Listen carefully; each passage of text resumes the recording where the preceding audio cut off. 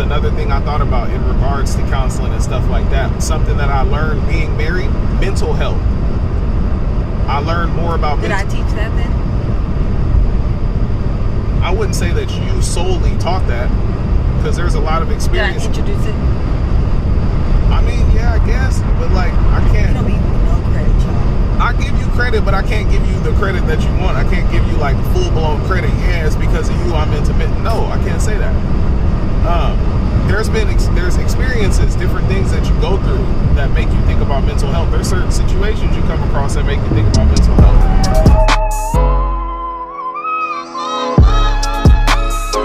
Welcome to my channel. I am Carolyn. This is my husband Cameron. And because you here today, oh, heal. Ain't nobody gonna teach you how to heal. No. Sometimes you don't even know that you need healing until Right. something like learning how to be one with another soul happens. Marriage and your mental health. First of all, some of us don't even know that we need to heal from something until we are trying to connect our soul with another's soul. When we are trying to align ourselves with another person, you will be surprised how much you need to heal from comes out. How much hurt you have suppressed, how much fear you have ignored. It's just something that happens. Because for me, if I speak from my own experience, it's just something that happened. With me, a lot of what needed to be healed, a lot of what I suppressed came out once I had our son. So we were married, and we got married May 2015, May 29, 2015, and we had Michael November 11th, 2015. So during that time, for some reason, all things that I suppressed came out, and I took it out on my husband because he was there. He's right here, so why not take it out on him? But it was really hard because it caused us to really be disconnected in our marriage. You know what I can say? The reason why I gotta take blame for that as well is another thing a lot of people won't like accept, or not won't accept. It's something that a lot of people don't tend to accept or even think about. Just because someone is going through something and they lash out at you, it's not a personal attack. Yeah. So you kind of have to, like this, if I could talk to myself then, I would tell myself that you have to have way more patience in that situation. Especially like with postpartum, I didn't understand. It didn't make any sense to me at all. I thought, okay, this is bullcrap. Like, that's what I looked at it like. But it's a real thing, and you have a lot of things going on, a lot of things that you're trying to process and heal from and get through. And I didn't understand that. So because I didn't understand that, that also caused a disconnect because I didn't have the level of patience that I needed to have in that situation. Yeah. So you husbands and you wives, you do have to realize when your partner is telling you that there is something wrong, you have to take it for what they're telling you.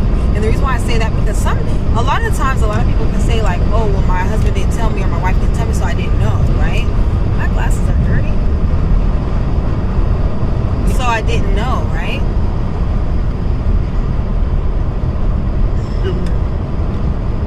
So you can say that you didn't know. But with me, I'm very vocal. I say what I will tell you, right? But because my husband didn't know that he wasn't experienced on what that term postpartum depression meant. I don't even think he really knew what depression was. Yeah, right? Because you think, for me, my idea of depression is somebody who's suicidal. Like right away. That was my automatic thought. You know what I'm saying? That's crazy. That's the first thing you go to when you think about somebody depressed, because that's all they ever really show. Anything that I've ever seen growing up where it's talking about people depressed, it's people who are like on the verge of, you know what I'm saying? Like that kind of thing. Oh, no. I learned about that from TV shows and stuff like that. So I didn't really think that there was different levels of depression, different ways people express depression. But that taps into mental health. Yeah. That's not something I can genuinely say that is not something that I was ever taught. That's not something that was ever brought up in my household growing up. Nothing like that.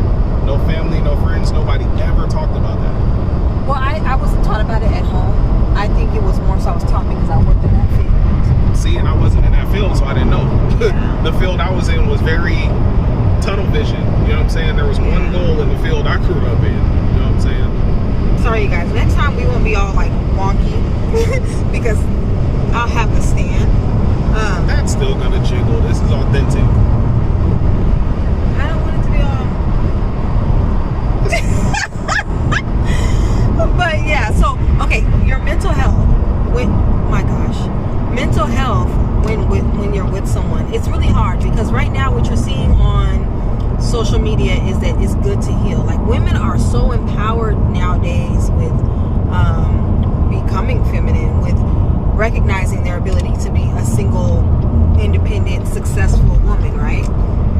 Men are now like, we got feelings too. We got standards too, right? So it's all popular and stuff now. And you know, unless you're healed, I don't want you, or unless I'm healed, I don't want anyone. But that is so stupid because you are stopping yourself from something that can be so great. You can have someone who can help you heal. Exactly. You're stopping yourself from potentially having someone that heals you. Honestly, because for me, I think he heals me, and it's like I'm. You know, like when you get surgery or something, your body can reject certain things. That's how I am. I'm such a broken person and been through so much that what is there to heal me is hard to allow, to accept, to let go on. But me realizing it is getting like easier, right?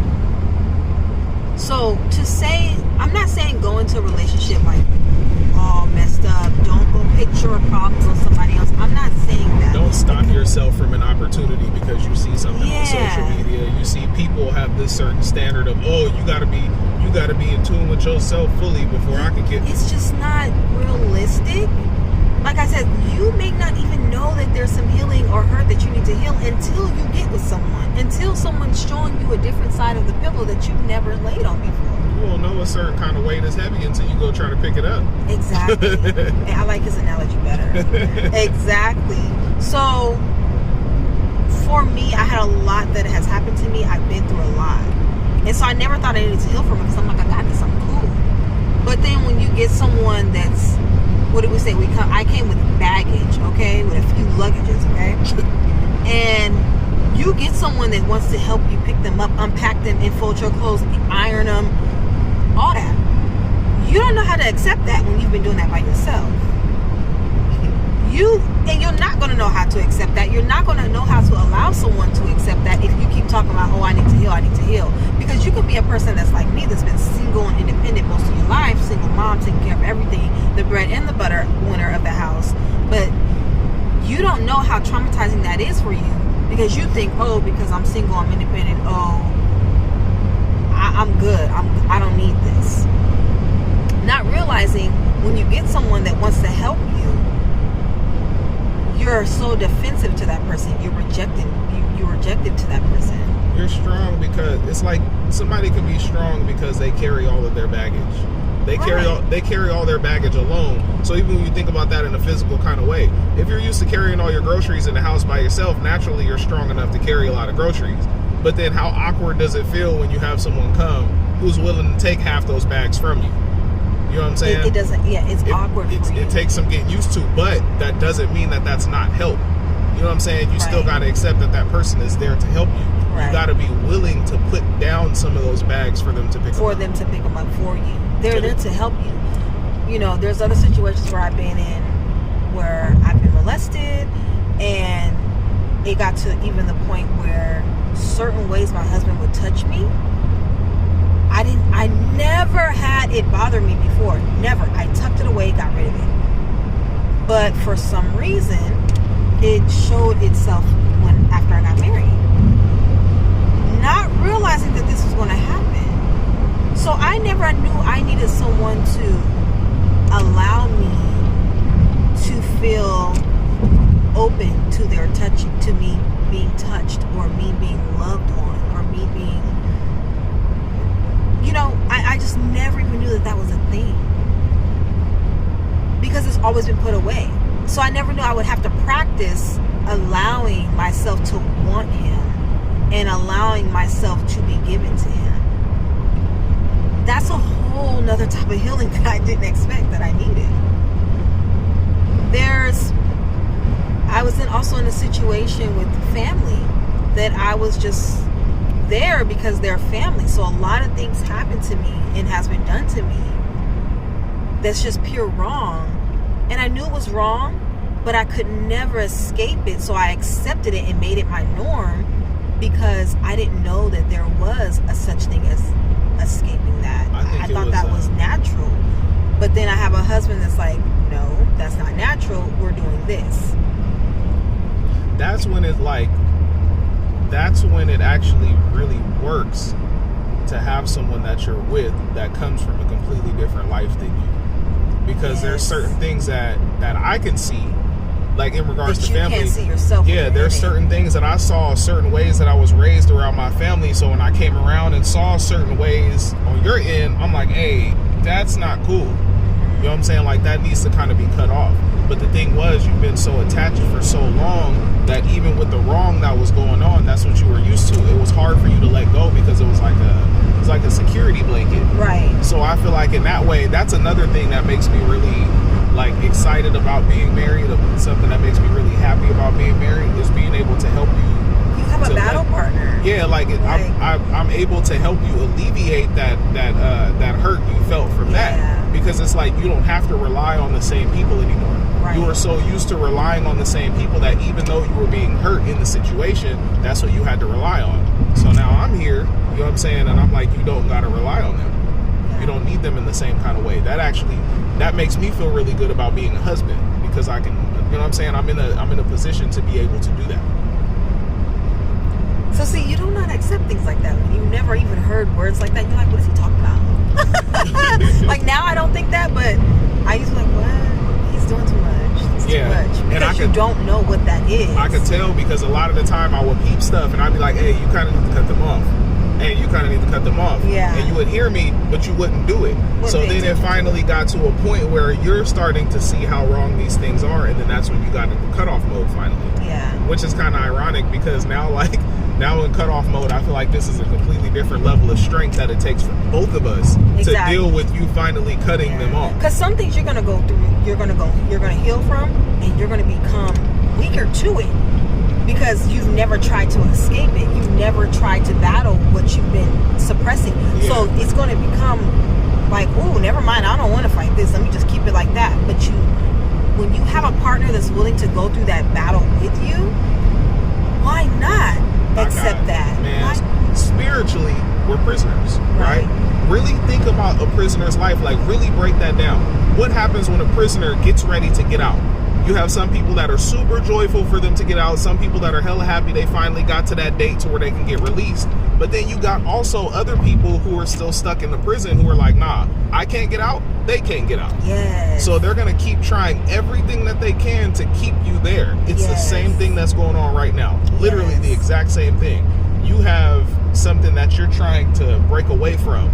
And because they don't want you to break away from that, they're going to try everything they can to make you miserable for wanting to break away. Yeah. They're going to keep throwing... it doesn't even have to be a person that's doing it. It can just be a situation. Yeah. You can be healing from a situation. And I'm sorry, when there are traumatizing situations, that's a situation that you were in for whatever reason. God allows everything, right? But Satan was behind that work. Yep. So when you are trying to defeat a situation, Satan's going to make that situation so much stronger than you are. Yep. But recognize that. Don't run from that. And let the person that's there with you to heal from that help you heal from that. So it's just unrealistic to say, like, oh, healing before you get with someone is necessary. sometimes you don't know you need it. That person Sometimes could be you don't realize you need it, and that person could be the one there to heal you. They could be that key that unlocks a door that you didn't even know was there. You didn't even know was closed. So if they come and unlock that door, now you got another thing that you can heal from because you didn't even realize you needed to heal from it in the first place. Exactly. I would also say, like, going through your own healing. There was a lot of things that I'm still healing from that I have to do on my own. So there's going to be things that you have to heal from on your own for just by yourself, and that's okay too. But you have to be open enough to let your partner know that's what you're doing, that's what you're going through, because they're not going to be able to fix everything, right? But it is hard to find yourself, this person that you are, this person that you haven't, that you hid from yourself while being with another person. When you're married, or when you're with someone, whatever. I say married because I'm married, okay? But when you're in a monogamous relationship, when you're with someone, a committed relationship for some time, and you're going to be there, you expect to be there, you and that person are going to change 9 different times. Like, seriously, you're going to be someone so different than you were 5 years ago. Today who I am, I'm going to be someone different in 4 or 5 years. So you have to be open enough to accept that person. You have to be open enough to know that you now have to learn your wife over. You have to learn your husband over, because they change. And think about it. If you healed from something, of course you're not going to be the same person you were that was hurt by that thing or that was damaged by that thing, right? Because you've healed from it. So you're a different person. So you have to be...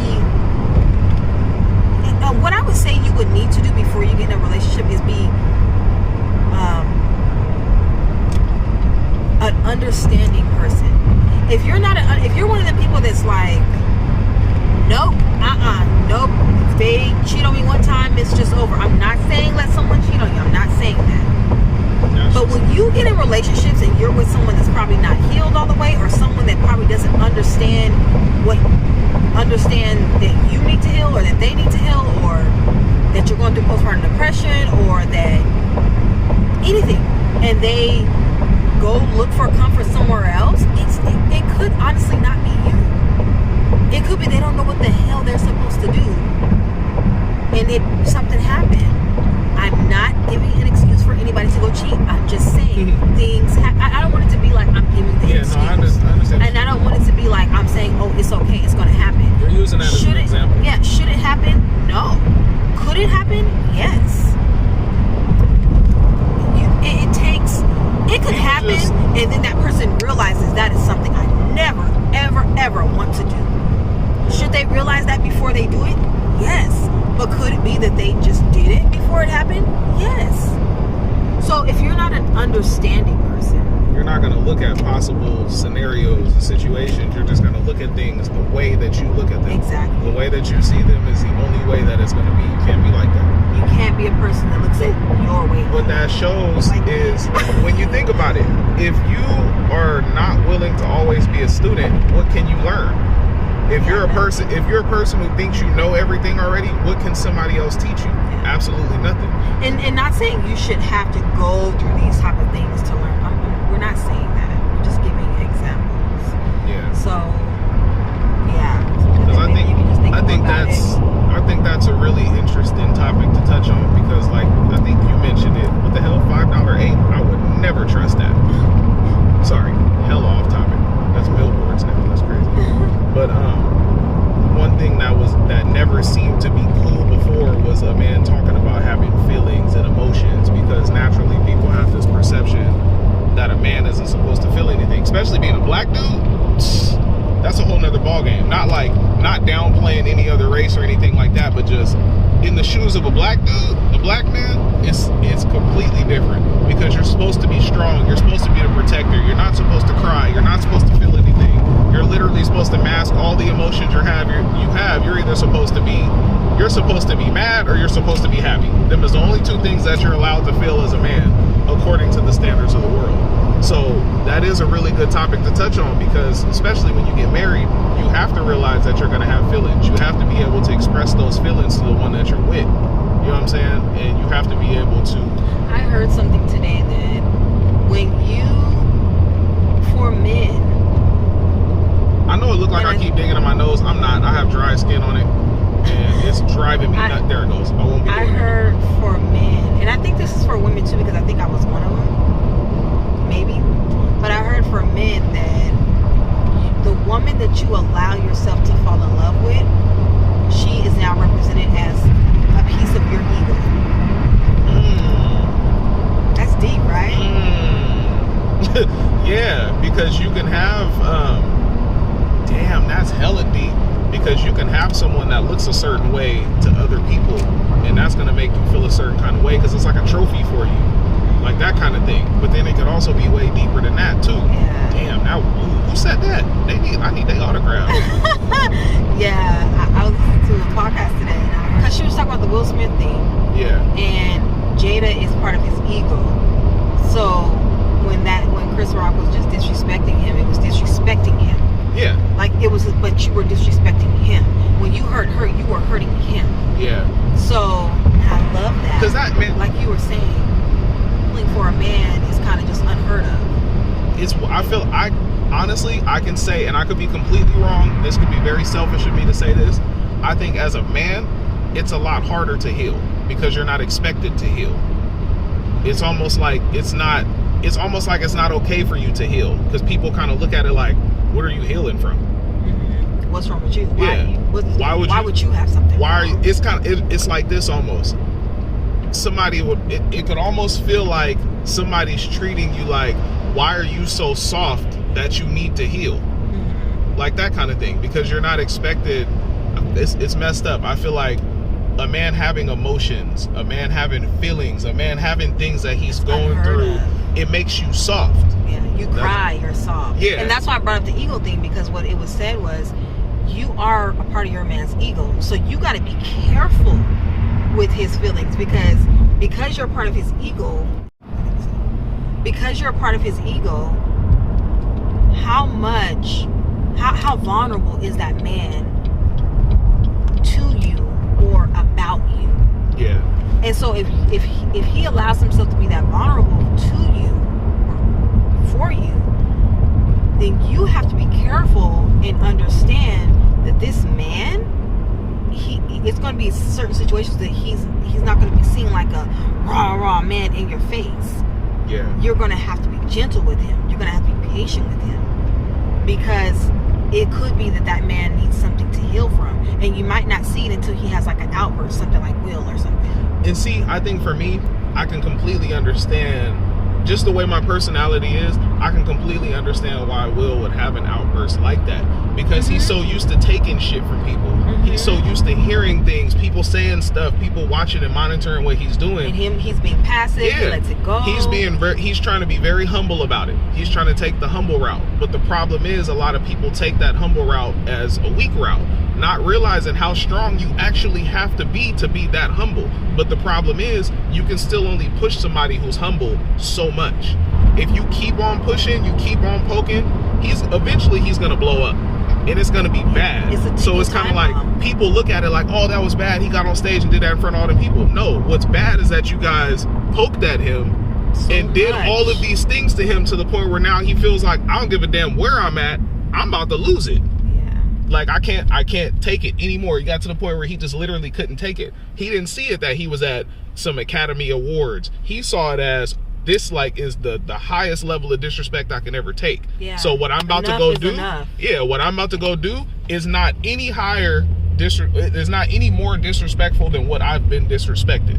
Yeah, than what I've received, accepted, let go, look past. Even when you think about it too, think about it.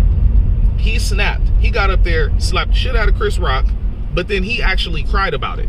Yeah. He genuinely felt hurt by what he did. He was embarrassed by what he did, but he kept it super real. There's a lot of pressure on him. There's a lot of things he's going through. People, like, think about it. His relationship with Will and Jada. Will and Jada's relationship is on like a microscope. It really is. Everybody calls their relationship goals. They pay attention to what they're doing, the right, the wrong. You got to understand how that would feel to a man. your life is not private. You don't have any kind of private moments because everybody's watching what you're doing. And because of that... So would you say that Will has some healing that he doesn't realize he needs to do? Mm-hmm. Maybe that's the thing. Maybe he does realize it, but maybe he's on such a microscope that he can't express it. Yeah. Because a man, you got to be this man for your wife. You got to be this provider for your wife. You got to be all these things. Like, we women think we have titles. Men have titles too. There's many hats. Too. There's many hats. And he probably felt like, oh, I'm supposed to protect her, or just think about what he said. I've had enough, and he just probably snapped. He came from a movie role. He came from playing a man who protected his daughters. His role was to pretend to be someone who protected his daughter. So how do you come out of that and not have the mindset already to where, okay, now it's expected for me to, I need something to drink. Okay. How do you come out of that and not think, okay, now I'm in a position to where I'm expected to, I'm expected to protect. Like what people can probably, yeah. What people, pineapple jack? I can do that. What people can even say is if he didn't get up there and slap the shit out of Chris Rock, how you just get done doing this movie where you're supposed to be protecting these girls and you're not even going to protect your own wife? Right. He could have had that thought cross his mind too, and that sucks because people don't acknowledge stuff like that. Right. So I guess you would say, what would you say about healing in a relationship? Healing when you have so many jackets on you.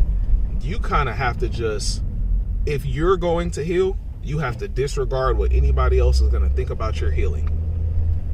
You have to, like, if you think just that, do it. Yeah, if you think you have to be one with your partner, and your partner has to be one with you. You guys have to understand what's going on when it comes to healing, because people go through so much. Like when you get married, you're coming from two totally different backgrounds, two different ways of life, two different practices. You have to, I guess communication would be a big way, right? I did not know how big communication was. I didn't know the true meaning of communication. I thought communication was you said your piece, I said mine, that's it. No. Communication is you said your piece, I hear, I accept, I acknowledge, you know what I'm saying, and I try to implement change. Yeah. I try to implement change to accommodate what your piece. It's you gotta be like water with each other.